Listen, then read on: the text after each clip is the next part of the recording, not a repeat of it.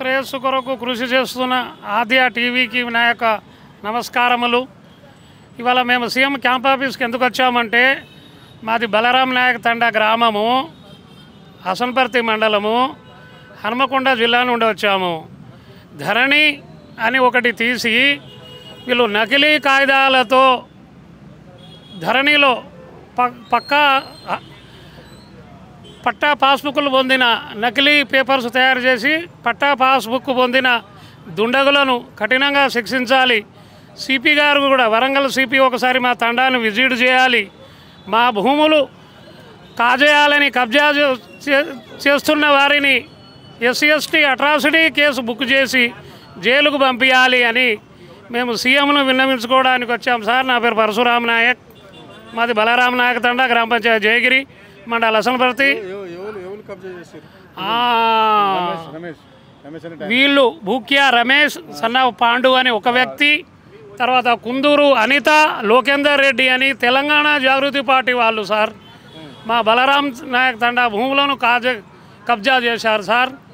CP గారు ఒకసారి మా తండాను విజిట్ చేసి మాకు న్యాయం చేయాలి. ఇతన్ని కూడా తీసుకోండి సార్. భూక్యా సర్వీ నా పేరు. నేను రిటైర్డ్ బ్యాంక్ ఎంప్లాయీని. అయితే నాకు 22 సంవత్సరాల ముందు 2002లో నాకు భూమి ఇచ్చిండ్రు. వాళ్ళ తండ్రి వానికి 10 గుంటలు, నాకు 10 గుంటలు ఇచ్చిండు. వాడు ఇంకా 3 గుంటలు నాకు 55,000 చొప్పున గుంట అమ్మిండు. అయినా 22 సంవత్సరాల నుంచి ఇప్పుడు నాదే అని వేరే వాళ్ళకి ఎవరు రానియకుండా నేనే కబ్జా చేస్తున్నా. వేరే వానికి రానియకుండా, నాకు ట్రాక్టర్ కూడా రానియకుండా, ఏది ఉండకుండా నాకు దౌర్జన్యం చేసి వాడిని కొడుకు పేరు మీద పట్టా చేసుకున్నాడు. ఏది 1 ఇయర్ అయింది ధరణితోని. అందరూ ఊళ్ళో పంట కూడా ఎక్కడ మొత్తం తిరిగినా సార్, కమిషనర్ దగ్గర తిరిగినా, పోలీస్ స్టేషన్లో తిరిగినా. అయితే ఊళ్ళో పంట కూడా పెద్ద మనుషులను తీసుకొస్తే కూడా పెద్ద మనుషుల మాట కూడా వింటలేడు. ఎవరిని నువ్వు ఏ గుండెగాలని తీసుకోరా, ఏది చేస్తున్నా నేనే సిపాయిని అని అనుకుంటాడు. ఒక్కరి మాట కూడా వింటలేడు. నేను తిరిగి నాకు ఆయాసం అయిపోతుంది సార్. మొత్తం కలిసిన సార్, కలిసి ఇచ్చా సార్.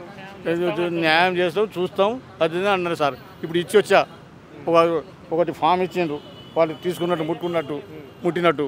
ఇగో అది కమిషనర్ దగ్గర, పోలీసు దగ్గర అంతటి తిరిగితే కూడా ఎవరు ఏం చేయకుండా ఉన్నారు సార్. ఇప్పటివరకు 6-8 నెలలు అవుతాయి సార్. పోలీసులు మొత్తము ఇప్పుడు రేవంత్ రెడ్డి ఆధీనంలోనే ఉన్నారు కదా, ఆయన కదా హోంశాఖ కూడా ఆయన దగ్గర ఉన్నది. మరి ఆయన ఎవరు ఏం చేయలేదు సార్. కమిషనర్ హన్మకొండ కమిషనర్ దగ్గర కూడా పోయినా అంతటా తిరిగి పోలీస్ స్టేషన్ కూడా కంప్లైంట్ ఇచ్చింది సార్. పోలీస్ వాళ్ళు కూడా SI కూడా వచ్చిండ్రు. వాళ్ళు చూస్తే కూడా వాళ్ళు కూడా ఏం చేయలేదు సార్. చూసిండ్రు, చేస్తాం అన్నారు. వాళ్ళు ఏదో లిటిగేషన్ ఉండి వాళ్ళు ఏం తీసుకున్నారో పైసలు తీసుకొని వాళ్ళు అటు పంపించారు.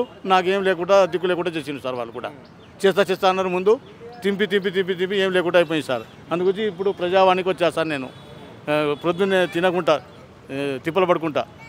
ఇది నా పరిస్థితి. నాకు ఎట్లా చేసి నాకు న్యాయం చేయాలి సార్. 22 సంవత్సరాల నుంచి వాళ్ళు పైసలు కూడా తీసుకున్నారు సార్. పైసలు తీసుకుని ఇప్పుడు తిరగబడ్డారు. ఈయన ఏం చేసుకుంటారు, వెనక ముందు నాకు 2 బిడ్డలు, ఈయన ఏం చేసుకుంటాడు ఏందన్నట్టు అనుకున్నాడు. ఆ విధంగా